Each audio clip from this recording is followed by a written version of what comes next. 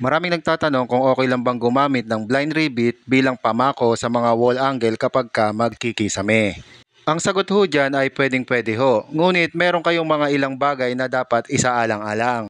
Una sa lahat, dapat ang konkretong pader ninyo ay maganda ang pagkakasemento o pagkakapalitada. Dapat ito ay solido at hindi ampaw. Magiging epektibo kasi ang pagkapit ng blind ribbit kung matibay ang kanyang susuksukan. Dahil kung hindi matibay, madali lamang itong mahuhugot. Kahalintulad din yan sa prinsipyo ng paggamit ng screw at tools at ng mismong pako. Kailangan syempre matibay ang pader at ang semento na mismong pagkakapitan. Ikalawa, yung klase ng ribbit na inyong gagamitin.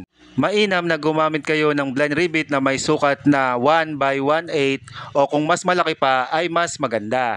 Huwag kayong gagamit ng mas maigsi pa dyan dahil hindi na ganun kaganda ang kapit at baka mabilis lang mahugot. Ikatlo, yung distansya sa pagitan ng mga blind ribbit. Huwag niyong tipirin at huwag niyong layuan ang distansya. Ikaapat, dapat saktuhan lang ang gagawin yung pagbutas sa inyong mga pader para kapag nilagyan nyo na ng blind ribbit ay maganda ang kapit nito. At yan ang mga bagay na dapat yung isaalang-alang kung gagamit kayo ng mga blind ribbit bilang pamako sa inyong mga wall angle.